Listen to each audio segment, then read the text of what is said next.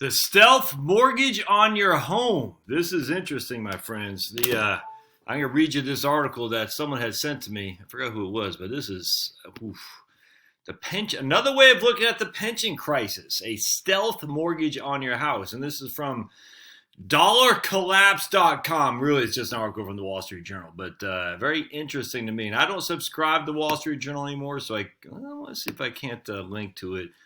Without making me, it makes me subscribe. Rob Arnott and Lisa Mulebrook. But anyway, I don't pay for Wall Street Journals, so I can't read you the whole article, but I'll read you what they posted here. It's pretty interesting. Dateline 2008. What? 2018? Is that what it is? Dateline, 2018. All right. Well, I'm not sure why I just got now, but it's interesting nonetheless. Bear with me just 1 second, my friends. All right.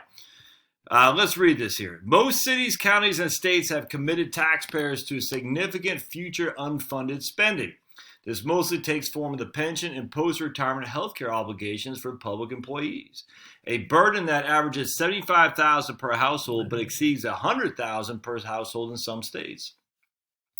Many states protect public pensions in their constitutions, meaning they cannot be renegotiated. Future pension obligations simply must be paid either through higher taxes or cuts to public services. Is there a way out for taxpayers in states that are deep in the red? Well, Milton Friedman famously observed that the only thing more mobile than the wealthy is their capital. Some residents may hope that they can avoid the pension crash by decamping to a more fiscally sound state. But this escape might be illusory. State taxes are collected on 4 economic activities: sales tax, income tax, and property tax. And the 4 are sales tax once, labor investments, income tax, and property tax. The affluent can escape sales and income taxes by moving to a new state, but real estate stays behind. Property values must ultimately support the obligations that politicians have promised, even though those obligations aren't properly funded, because real estate is the only source of state and local revenue that cannot pick up and move elsewhere. Whether or not the unfunded obligations are paid with property taxes, it's the property itself that backs the obligations in the end. And when property owners... Hey! Look at that. What, dog? What? And when property owners choose to sell and become tax refugees, they pass along the burden to the next owner. Exactly. Just because you're leaving doesn't mean someone else is going to buy it. Just, it'd be white, clean slate. No, they still got to pay the burden. And buyers of properties in troubled states will demand lower prices if they expect property taxes to increase. Just look at Illinois, my friend. It doesn't matter if we own or rent. Landlords pass higher taxes on to tenants. Nor does it matter if properties are mortgaged or owned outright. In time, unfunded pension obligations will be reflected in real estate prices if they aren't already. A state's unfunded liabilities are effectively a stealth mortgage on private property. Think you can pass your property on to your heirs? Only net of unfunded pending liabilities. We calculate the ratio of unfunded pension obligations relative to property values in each state, and we use a 3% bond market yields as our discount rate to measure unfunded obligations. Because while other assets ostensibly earn a risk premium above the bond yield, these assets can also underperform.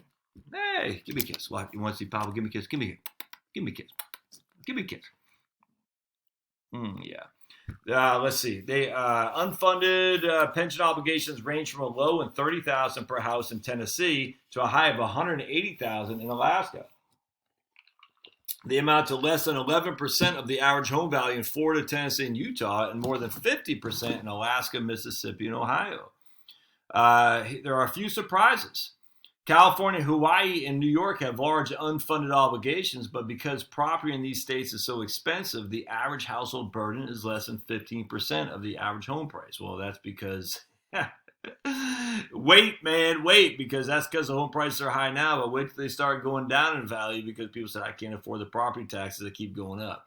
Meanwhile, West Virginia and Iowa have relatively low pension debt obligations, but the average household obligation is more than 30% of the average home price because property is far less expensive in these states. On an average, nationwide unfunded state and local pension burdens represent about 20% of real estate values. This ratio can rival or exceed a owner's home equity depending on the size of the mortgage. If real estate prices adjust to reflect unfunded pension obligations, many homeowners' equity could be at risk. As we've seen in Detroit, the public pension stealth mortgage can ultimately devastate the housing market. Anyway, so this is from, we'll just read what these guys at dollarcollapse.com. For the love of me, man. And they got, I think they had a chart here. Let's see. They had the new world money to crush the dollar. The Social Security crisis that millions of Americans don't see coming. Millions to be hit hard by this U.S. scheme to confiscate your savings. Trump just shared these 11 words of warning for the U.S. dollar and gold. The sneaky IRS tax law that's sweeping the U.S. Jeez, for the love of me, man. I can't take it. 0 hour, the dollar's days are numbered. Prepare now. Wealth, gold is a better way. Latin America's Southern Chile properties. Latin America's top country. Yeah, because those places are safe. Come on. What else they got here? We got the money bubble. What to do before it pops. Let's see what else. Let's see. The parasite devours his host. Silver tsunami. Most absolutely crazy pension news. Find that sentence that dooms pension funds. Oh, boy.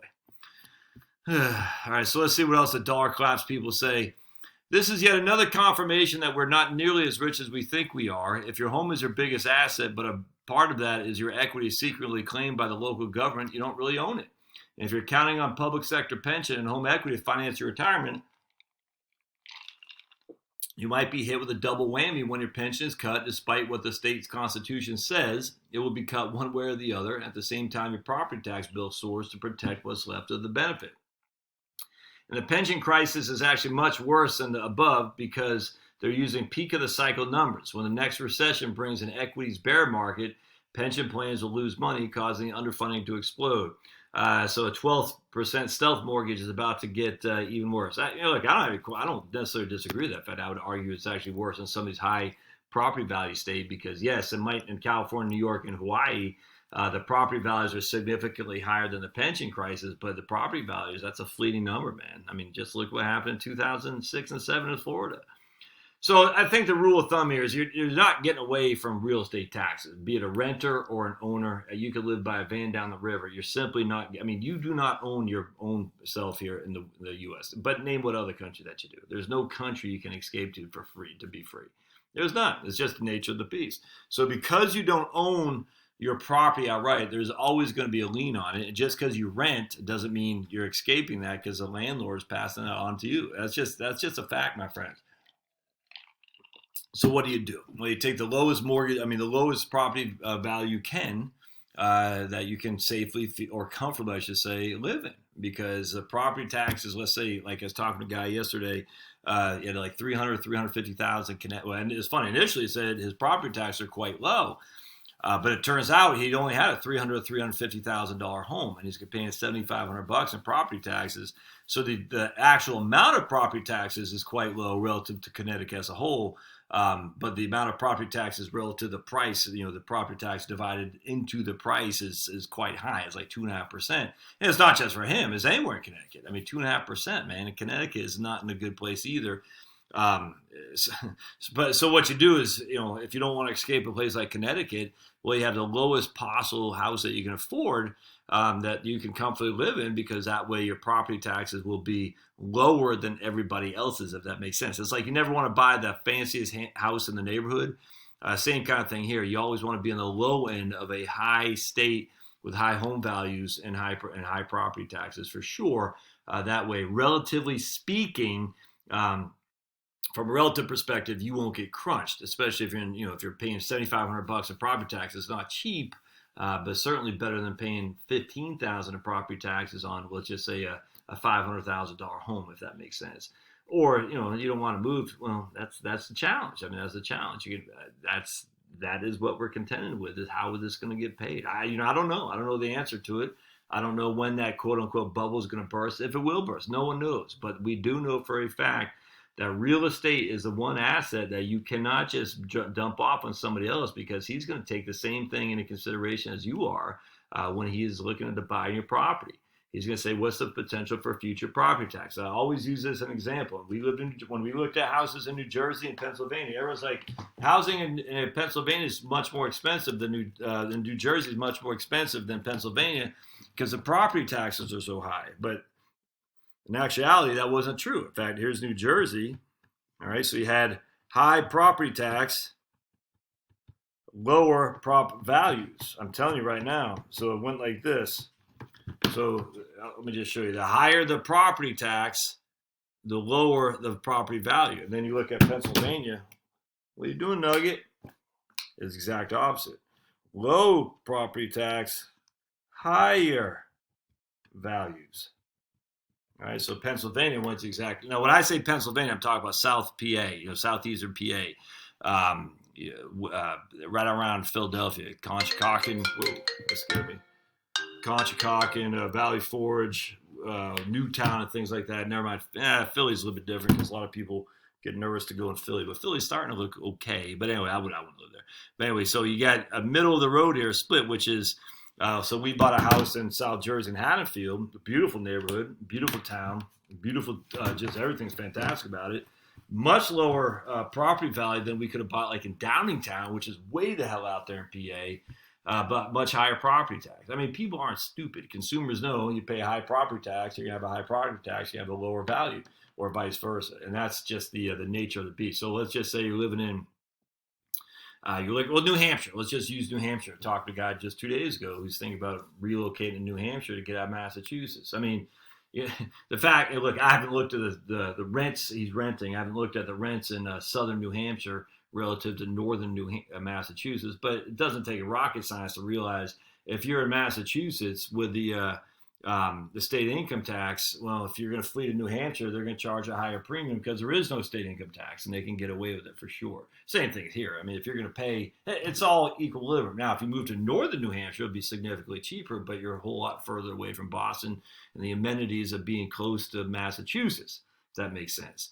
Same kind of thing in Maine. I mean, the Kittery, because there's no state sales tax in New Hampshire, I haven't done a comparison, but I guarantee if you do a comparison, and I don't know if this is per se for Kittery relative to Portsmouth, but Kittery, I bet the prices on goods are lower than they are in New Hampshire, just because there's no state tax, sales tax in New Hampshire, and there is one in Maine. So for Kittery to sell product, well, they have to sell it relative to the New Hampshire prices, relative to the sales tax and the price of products. The same thing. But at some point, if you're in Chicago, where do you go? You go to Gary, Indiana? I don't know what you do. I mean, if you're in Milwaukee, Wisconsin, or you're in Los Angeles, California, I mean, that you're stuck. There's no alternative there. So anyway, something to keep in mind. All right, we'll see you.